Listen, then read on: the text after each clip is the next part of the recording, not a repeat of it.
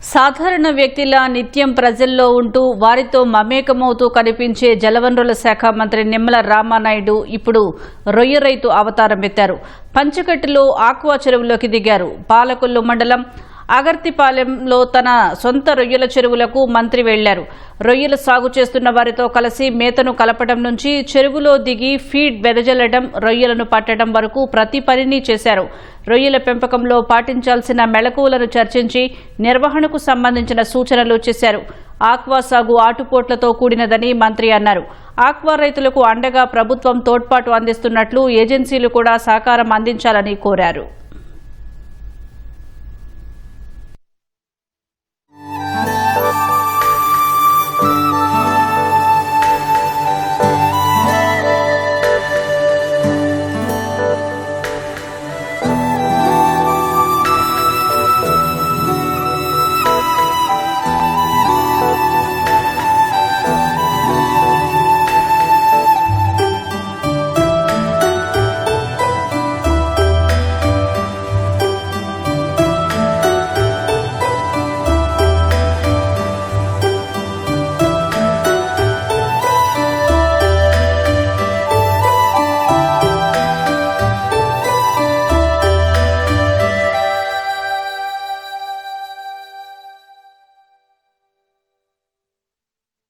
Aqua అంటే ఎన్నో ఒడిదుడుకులు, ఇటువంటి ప్రకృతి ఆటుపోట్లను తట్టుకుంటూ చెరువులకి నిరంతరం కూడా కరెంటును అందించుకుంటూ ఆ రొయ్యలను పండించినటువంటి రైతుకు రొయ్యల ధర నిర్ణయించేటువంటి శక్తి లేదు. కానీ ఆ రొయ్యలకు ఉపయోగించేటువంటి ఆ యొక్క మేత, అదేవిధంగా సీడు, ప్రాసెసింగ్ ప్లాంట్స్ వాళ్ళు మాత్రం వాళ్ళ ఉత్పత్తులకి ధరలు నిర్ణయించుకునేటువంటి పరిస్థితి ఉంటూ ఉంది.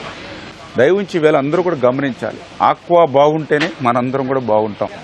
ఈవేళ ఈ దేశానికి అత్యంత విదేశీ మార్క ద్రవ్యం అందించేదే ఈవేళ ఆక్వా. గత 30 సంవత్సరాలుగా నేను కూడా 1995 ఆ రోజు ఆక్వా నేను కూడా చెరువులు ప్రారంభించాను రైతుగా. ఆ రోజు నుంచి ఈ రోజు వరకు చూస్తూ ఉన్నాం. చెరువులు బాగుండి పట్టుబడులు బాగా వస్తే రేట్లు అమాంతం తగ్గించేస్తారు ప్లాంట్స్.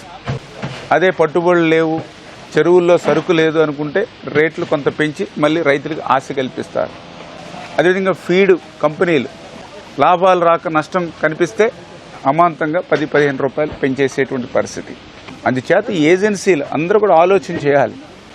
నష్టపోయినటువంటి రొయ్య రైతులను చూశాను, కానీ ఈ యొక్క చెరువులు సంబంధించి ఆక్వాకు సంబంధించి ఆధారపడినటువంటి ఈ ఫీడు, సీడు, ప్రాసెసింగ్ ప్లాంట్స్ ఎక్కడ నష్టపోయినటువంటి పరిస్థితి నేను కూడా చూడలా. ప్రభుత్వం తోడ్పాటు ఏ రకంగా అయితే ఆక్వా రైతుకు అందిస్తుందో అదేవిధంగా ఆక్వా రైతుకు కూడా ఈ యొక్క ఫీడు, సీడు, ప్రాసెసింగ్ ప్లాంట్స్ కూడా సహకారం అందించాలని చెప్పి మీ ద్వారా కోరుతాం.